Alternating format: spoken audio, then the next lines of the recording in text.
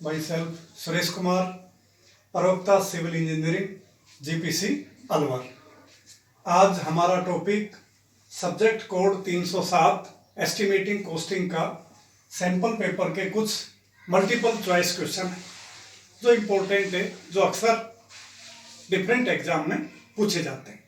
पहला प्रश्न, FAR means floor area ratio. Floor area ratio ये क्या होता है?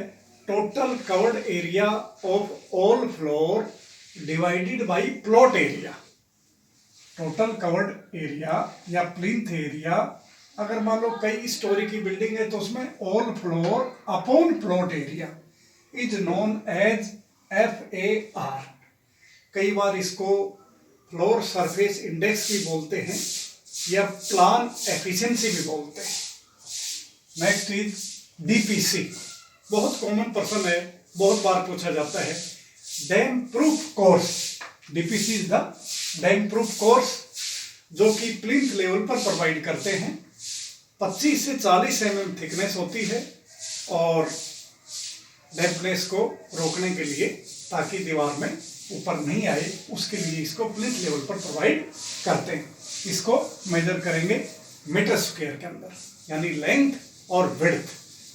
इसी तरह से आगे देखें तो मोस्ट एक्यूरेट एस्टिमेट कई प्रकार के हैं। प्रीलिमिनरी है, प्लिंथ एरिया है, इसके अलावा क्यूबिकल कंटेंट है, रिवाइज है, डिटेल्ड एस्टिमेट है।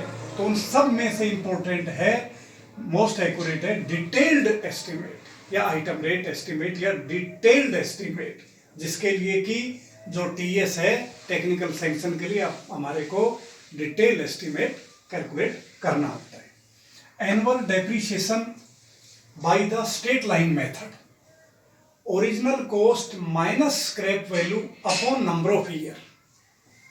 जनरली इसको शॉर्ट में लिखते हैं C-S upon N। Original cost minus scrap value upon number of year is the annual depreciation by this straight line formula. What is task या out term? Task means एक जो mason है उसका 1 day यानी working 8 our का जो काम है, जो एवरेज औसत काम है स्किल्ड लेबर का, उसको बोलते हैं task.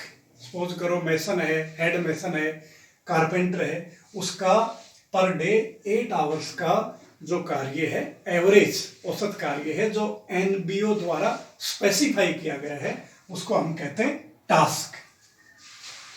Wood work measure to nearest 2 mm, 2 millimetre जो तक इसको लिस्ट काउंट तक मेजर करते हैं, अगर वुड वर्क की हमें मेजरमेंट करनी हो तो। व्हाट इज द BSR और CSR? Basic schedule of rate, और ये कई बार इसको बोलते हैं कॉमन शेड्यूल ऑफ रेट, या कई बार शेड्यूल ऑफ रेट्स भी बोलते हैं। कुछ डिपार्टमेंट में डिस्ट्रिक्ट शेड्यूल ऑफ रेट भी बोलते हैं। तो BSR, अगर PWD की बात करें तो BSR एक ऐसा डॉक्यूमेंट है जिसमें सभी जो हमारे सब हेड के जो आइटम हैं उन सभी की रेट्स हैं, और एस्टिमेट के लिए हमें उन रेट को क्वांटिटी से मल्टीप्लाई करते हैं और अपने कॉस्ट कैलकुलेट कर देते हैं BSR में। हर 2 साल बाद ये रिवाइज होता रहता है, क्योंकि लेबर की और मटेरियल की जो रेट्स हैं वो रिवाइज होती रहती हैं, चेंज होती रहती हैं।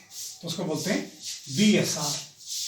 Floor area includes balcony area up to. Suppose करो ऐसा पर्सन आपसे पूछ ले कि floor area includes balcony area up to 25%, 50%, 70%, 80%, तो हम बालकोनी एरिया को 50% तक को कंसिडर करते हैं फ्लोर एरिया, बालकोनी के 50% एरिया को।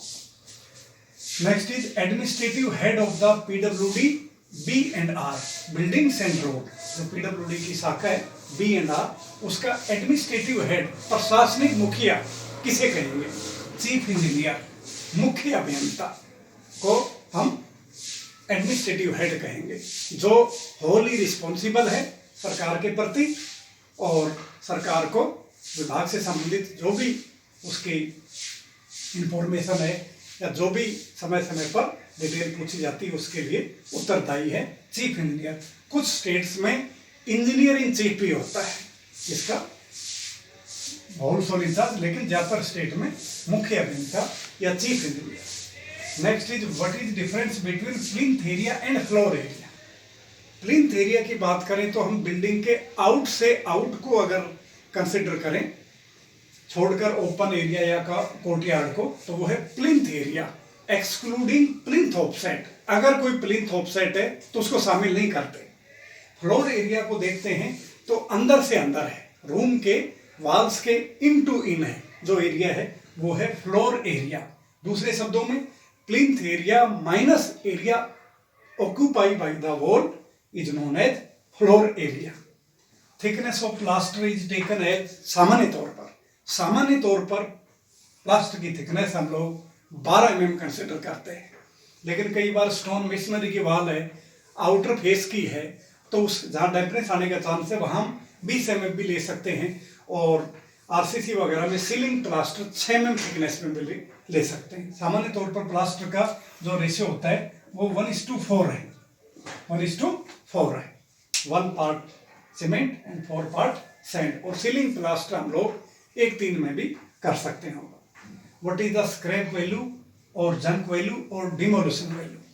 जब हमारी बिल्डिंग की यूटिलिटी पीरियड पूरा हो जाता है, जिस पीरियड के लिए उसको डिजाइन किया गया है, तो उसके बाद जो आफ्टर डिसमेंटल जो value brick, stone, timber, steel, इनकी जो वैल्यू है जो मिलेगी हमें, उनको कहेंगे स्क्रैप, जंक या डिमोलिशन वैल्यू।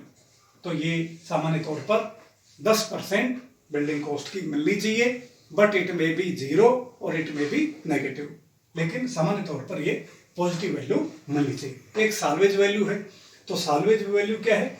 बिना डिसमेंटल किए, और उसकी जो वैल्यू है, लेकिन उसकी आउटडेट होगी, कोई भी हमारी मशीनरी है आउटडेट होगी, उसकी बिना डिसमेंटल की जो वैल्यू वो है salvage value. What is the पेटी वर्क या पेटी एस्टिमेट? वह वर्क जिसकी कॉस्ट 50,000 तक है, तो उसको हम कहेंगे पेटी वर्क या पेटी estimate.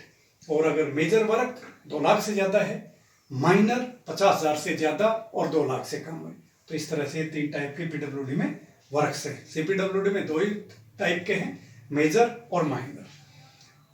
Instalment of the sinking fund, जब सिंकिंग फंड की जो एनुअल इंस्टॉलमेंट है उसकी हम गणना इस तरह से करते हैं, S × I divided by 1 + I की पावर n - 1। ये तो सिंकिंग फंड, ये rate of interest in decimal, ये नंबर ऑफ ईयर। तो ऐसा कर कर हम जो सिंकिंग फंड की एनुअल इंस्टॉलमेंट कैलकुलेट कर सकते हैं। PWD department adopt which method? PWD department कौन सा एस्टिमेट करते वक्त किस मेथड को अडॉप्ट करते हैं? Long wall and short wall. तो long wall short wall method को कई बार हम पीडब्ल्यूडी मेथड भी बोलते हैं। क्यों? कि पीडब्ल्यूडी इस मेथड को अडॉप्ट करती है। इसको कई बार हम आउट टू आउट और इन टू इन भी बोलते हैं, या सामान्य तौर पर पीडब्ल्यूडी मेथड या मोर एक्यूरेट मेथड। तो इनमें से centre line, generally centre line method भी है, लेकिन उसकी बजाय इस मेथड को यूज करते हैं, इसमें गलती होने के चांस कम है। तो इस तरह से आज ये कुछ प्रश्न थे ऑब्जेक्टिव, जो 307 कोड के लिए बहुत इंपॉर्टेंट है, जिनको आप समय समय पर रिवाइज करते रहे। Thank you.